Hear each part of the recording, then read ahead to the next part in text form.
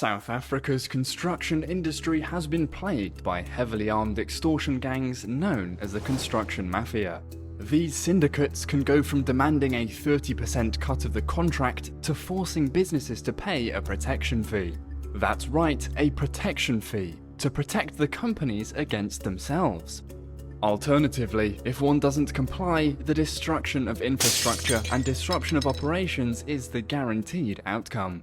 While no country is immune to systemic extortion from criminal groups, in South Africa, the activities of the so-called construction mafia have been fueled by the weak response from the government, allowing them to expand their activities.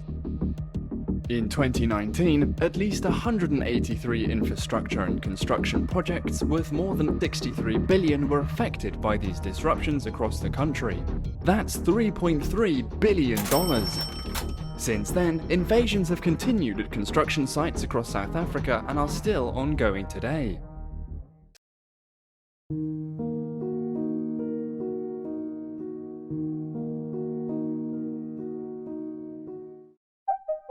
Construction mafias can be traced back to 2014, when various entities, labelled local business forums, learned that they could extort construction companies by demanding a share of the project's earnings. Essentially, these construction mafias are groups that forcefully intervene in construction projects, demanding a cut from the operating companies. The construction mafia differentiates itself from other extortion groups in two main ways. Firstly, their operations exclusively focus on the construction industry, and secondly, they cloak their extortion tactics under a political narrative of radical economic transformation, purportedly legitimizing their actions. Over the past 7 years, the activity of local business forums tied to the construction mafia has escalated to such a huge degree that comparisons have been made to the US in the 1920s. During this period, the Cosa Nostra entrenched itself within the construction sector through corruption and extortion, to the point where it became an accepted part of the business. A shared trait among these groups is their propensity for violence during site invasions to enforce their demands.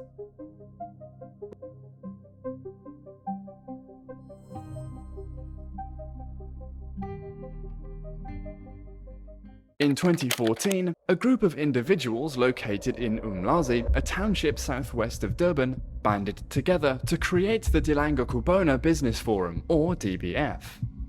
Nathi Mnyandu was elected chairperson. This forum consisted of various branches, with some members including ex-convicts guilty of severe violent crimes such as murder, rape, and cash-in-transit heists. Fast forward to December 2015, when contractors from Umlazi that claimed to be members of the DBF interrupted refuse removal in the township, claiming that they had been underpaid. They shut down municipal refuse depots and threatened violence if demands for a pay raise weren't met. The following month, more members of the DBF targeted municipal electricity depots, road repair crews, and other service teams, issuing death threats to senior municipal managers, and using violence and intimidation to shut down municipal depots. They demanded the eThekwini municipality award them tenders without a bidding process or face chaos. The municipality sought a court injunction to stop the group's disruptions and threats. Finally, in February of 2016, the African National Congress city leaders intervened, bringing an end to the depot seizures. The problem, however, is that the initial focus on electricity depots and road repair tenders proved limiting due to their relatively low value. As such, a strategic shift was made to target construction sites, a considerably more profitable avenue. I mean, think about it. You are in a developing nation, which means that there's a substantial amount of construction activity projected for the next 10 to 20 years. Also, construction projects are worth millions and sometimes billions. The upside is massive. This strategic shift was an incredible masterstroke. Local business forums linked to DBF then started invading construction sites in KwaZulu-Natal, demanding a share of the construction contracts and enforcing the employment of their own members. These invasions often involved heavily armed forum members wielding machetes, handguns, and assault rifles to intimidate site workers and meet their demands. While all of this was happening, the Youth in Action movement was established in Kwamashu, a township north of Durban, under Malusi Zondi's leadership. In 2016, they shut down the construction of the Bridge City Mall in Kwamashu and other significant projects to the value of 1.9 billion rand, demanding involvement in the projects. These actions led to a potential clash with DBF, which sought the jobs secured by the Youth in Action for their members. However, instead of a confrontation, both groups realized that they had shared family ties and mutual interests and unified to form the Federation for Radical Economic Transformation, the FFRET, with Zondi as president and Mnyandu as vice president. Between 2016 and 2019, virtually all construction sites in the province were targeted by forums associated with DBF and FFRET. There were multiple instances of construction sites shut down, workers assaulted or intimidated, and managers threatened with death for non-compliance.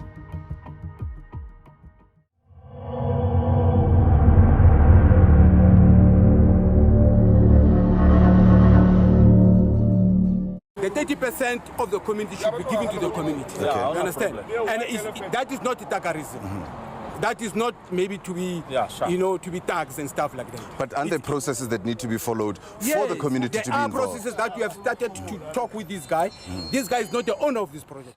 Local business forums often intrude on site, demanding 30% of the contract value.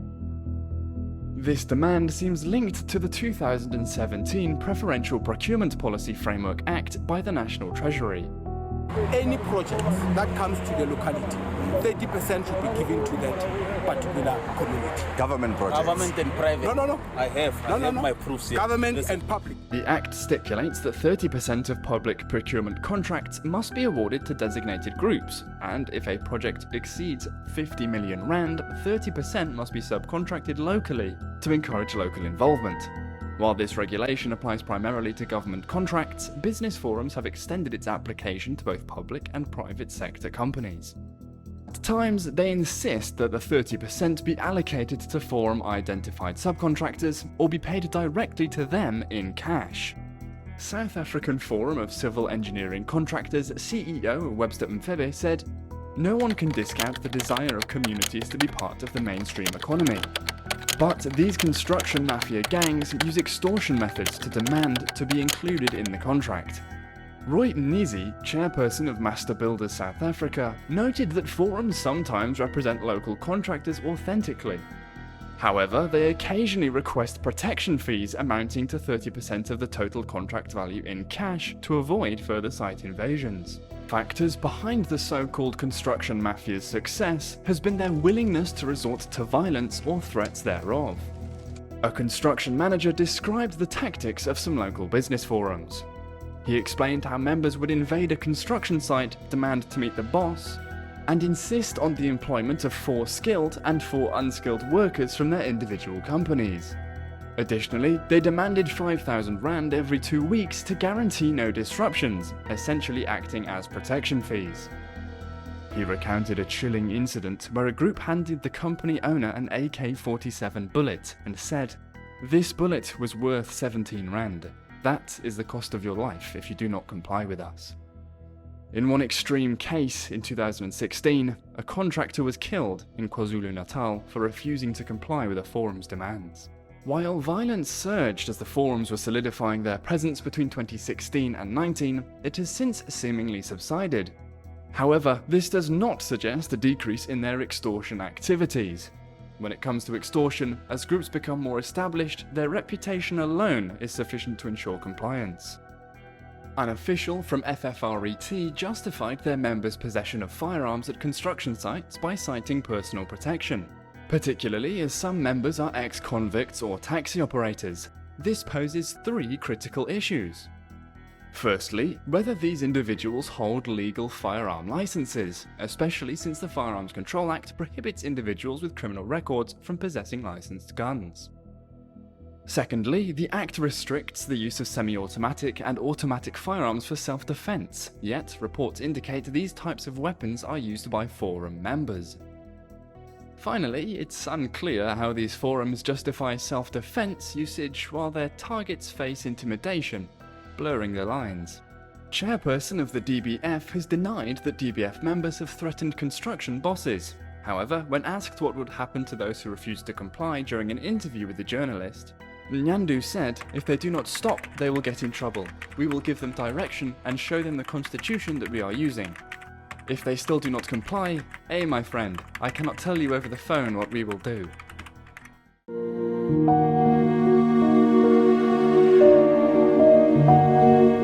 Initially concentrated in KwaZulu-Natal, this mafia has since spread to other parts of the country. There has also been an emergence of copycat groups adopting the same methods as the FFRET nationwide. By 2018, construction mafia activities began appearing in the Gauteng province, specifically around Pretoria. These activities gradually spread to other parts of the province, including some townships. By the end of 2018, developers across Gauteng were contending with construction mafia threats. Around the same time, similar factions began to emerge in the Eastern Cape. In early 2019, construction company Aveng abandoned a R1.5 billion project for the Mtentu Bridge in the Eastern Cape due to threats from armed business forum members that rendered the site inaccessible for 84 days. Aveng CEO Sean Flanagan noted that despite working in 80 countries, including war-torn Afghanistan and Iraq, his German partners had never experienced anything like this. The battle against the construction mafia in South Africa remains an ongoing struggle, as heavily armed criminal groups continue to exploit businesses and disrupt construction projects. The collaboration between Business Against Crime South Africa, BACSA, and the SAPS has yielded promising results in the fight against the construction mafia.